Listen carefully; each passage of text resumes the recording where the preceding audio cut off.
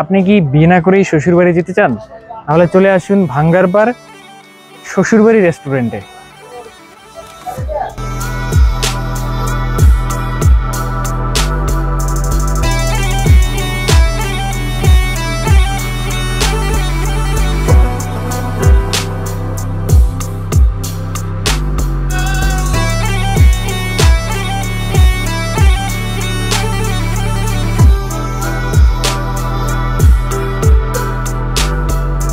আসসালামু আলাইকুম ভিউয়ার্স, আপনারা কি সিঙ্গেল? আপনারা কি বিয়ের আগেই শ্বশুরবাড়ি যেতে চান? তাহলে চলে আসুন তালতলী ভাঙ্গারপাড় শ্বশুরবাড়ি রেস্টুরেন্টে। সুবর্ণ সুযোগ বিয়ের আগেই শ্বশুরবাড়ি যাওয়ার। গেট দিয়ে প্রবেশ করেই আপনারা এরকম সুন্দর একটা দৃশ্য দেখতে পাবেন। রাস্তার দুই পাশেও খুবই ভালো করে ডেকোরেশন করা আছে, ছোট ছোট গাছ আছে এবং এই পাশেই কিছু রুম দেখতে পাবেন।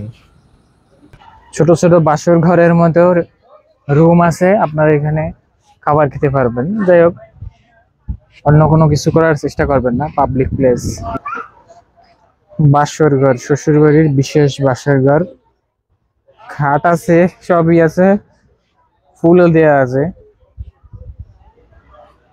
একদম বাসর ঘরের মতো করে সাজানো। এখানে আপনারা সব ধরনের খাবারের অর্ডার করতে পারবেন। এখান থেকেই মূলত সব ধরনের খাবার অর্ডার করা হয়। তো এখানে ছোট ছোট যে রুমগুলো আছে, একটা রুম আপনাদের ঘুরে দেখাই কি পরিমাণ বসার জায়গা আছে এবং কয়জন মানুষ বসতে পারবেন। এরকম একটা ছোট রুমে আপনারা সাধারণত 4 জন বসতে পারবেন।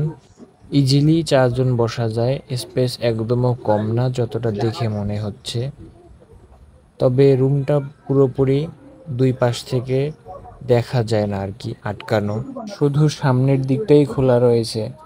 আপনারা জেনে থাকবেন এই পার্কটি মূলত একটা রেস্টুরেন্ট টাইপ পার্ক। এখানে আপনাদের অল্প কিছু বিনোদনের জায়গা আছে এবং এটা নদীর তীরেই অবস্থিত। এই পার্কের এরিয়া খুব একটা বড় নয়, তবে পুরো পার্কের ডেকোরেশনটা খুবই সুন্দর করে সাজানো হয়েছে। একদম প্রকৃতির আদলে তৈরি করা, চারিদিকে সবুজ, নদীর তীরে এরকম সুন্দর একটা পার্ক আসলে খুবই সুন্দর সময় উপভোগ করা যায়। এখানের ছোট ছোট রুমগুলো বাদেও আপনারা বাহিরে চেয়ার টেবিল বেষ্টিত অনেকগুলোই বসার জায়গা পেয়ে যাবেন, যেখানে টেবিল এবং চেয়ার সাজিয়ে রাখা আছে। এখানের খাবার কোয়ালিটি সম্পর্কে কোনো কথা বললাম না, কারণ এক একজনের টেস্ট, এক একজনের রুচি এক এক রকম হয়ে থাকে। তাই আপনাদের পছন্দ অনুযায়ী খাবার অর্ডার করে খেতে পারেন, সমস্যা নেই। পুরো পার্কের 360 ডিগ্রি ভিউটা দেখে নিন।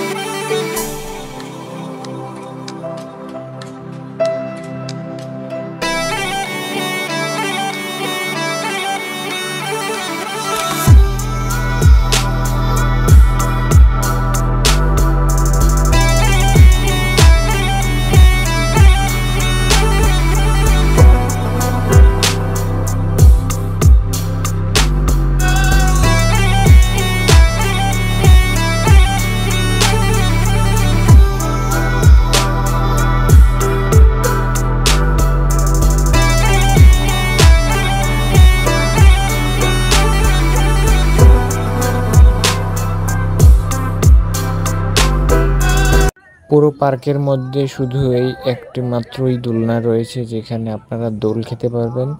তবে বাচ্চাদের জন্যই মনে হয় এটা ভালো হবে, যেহেতু পার্কটা নদীর তীরে অবস্থিত।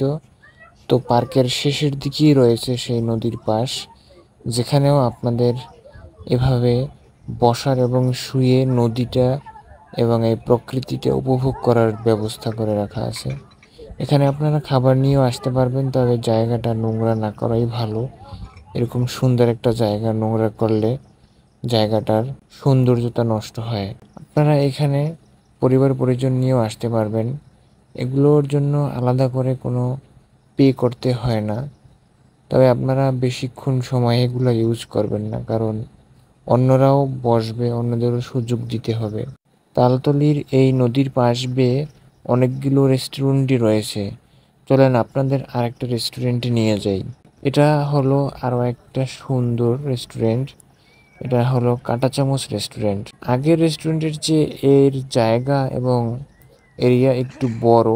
এর ইনডোর, সেমি আউটডোর এবং আউটডোর স্পেস রয়েছে। এটি এখানকার সর্বপ্রথম নির্মিত রেস্টুরেন্ট, চাইনিজ রেস্টুরেন্ট। তবে আমি আবারও বলতেছি, কোনো রেস্টুরেন্টই খাবার নিয়ে আমি কোনো কমেন্টস করব না। এটা হলো এটার সেমি আউটডোর স্পেস।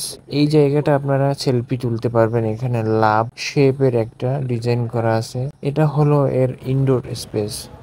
ইনডোরও আপনারা এখানে বসে খাবার এনজয় করতে পারবেন। ডেকোরেশনটা খুবই সুন্দর, লাইটিংগুলা বিশেষ করে আপনাকে অন্যরকম একটা দারুণ ফিল দিবে।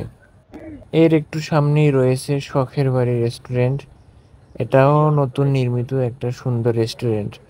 তারপরে রয়েছে উজান ফাস্টফুড অ্যান্ড রেস্টুরেন্ট। এটাও একটা সুন্দর এবং নতুন নির্মিত রেস্টুরেন্ট। এটারও ডেকোরেশনটা খুবই সুন্দর।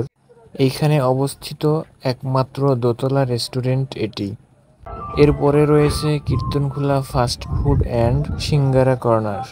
নদীর বুকে চাঁদ পড়েছে, চাঁদ পড়েছে।